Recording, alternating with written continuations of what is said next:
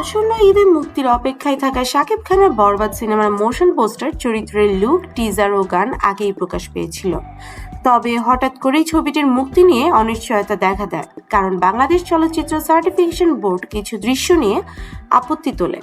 ফলে ছবিটি ছাড়পত্র না পেয়ে ফেরত আসে। মঙ্গলবার সংশোধিত সংস্করণ জমা দেওয়ার পর অবশেষে মুক্তির অনুমতি পেল সিনেমাটি।